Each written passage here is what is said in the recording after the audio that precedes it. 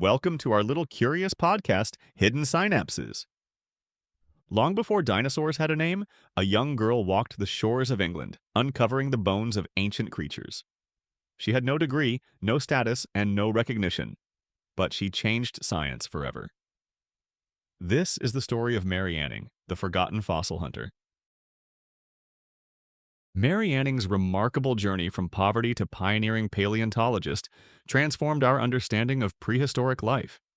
Born in 1799 in Lyme Regis, England, a coastal town now renowned for its Jurassic-era fossils, she emerged from the most humble of beginnings.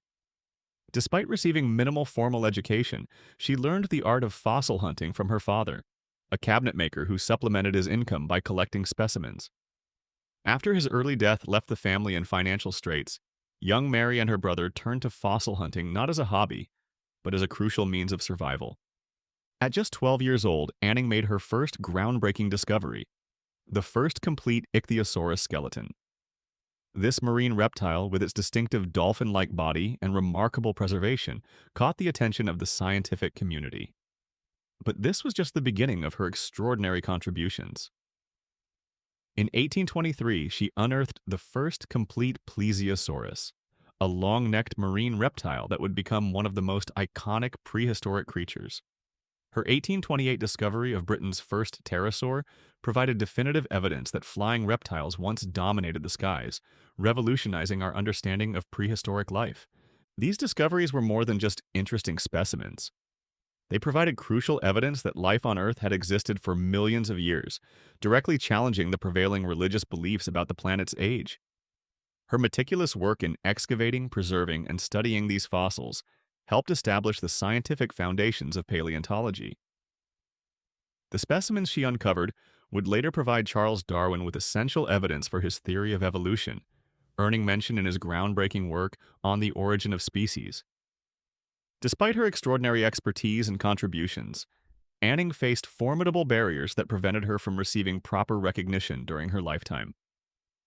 As a woman in the 19th century, she was systematically excluded from scientific societies and denied the opportunity to publish her findings formally. Many of her discoveries were credited to the male geologist who purchased her specimens. Her working-class background created additional obstacles, as she lacked both the academic credentials and financial support enjoyed by the gentleman scientists who studied her fossils. The depth of Anning's expertise went far beyond simply finding fossils. She developed sophisticated techniques for excavation and preservation, and her detailed anatomical knowledge allowed her to reconstruct complex specimens. Scientists and collectors sought her expertise privately, yet publicly. The scientific establishment largely dismissed her contributions. The Geological Society of London, which benefited greatly from her discoveries, never invited her to join their ranks, despite her being responsible for some of their most significant findings. The impact of her work extended beyond individual discoveries. Her findings provided crucial evidence for the concept of extinction, challenging the prevailing belief that species could not die out.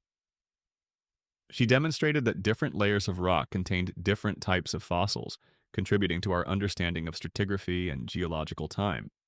Her careful observations of coprolites, fossil feces, helped scientists understand prehistoric food chains and ecosystems. Today, Anning's legacy has finally begun to receive the recognition it deserves. The famous tongue twister, "She sells seashells by the seashore," is believed to be inspired by her life, though this playful reference barely hints at her scientific importance.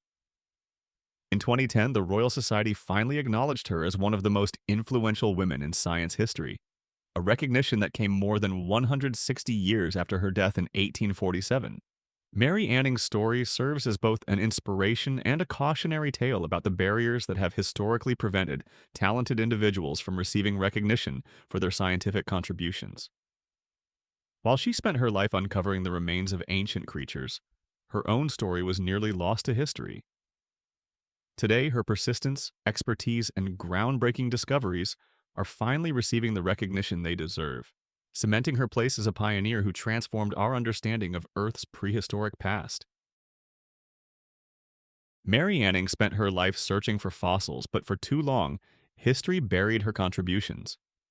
Today, paleontologists stand on her shoulders, uncovering the ancient past just as she once did. Though she was overlooked in life, her legacy is now set in stone.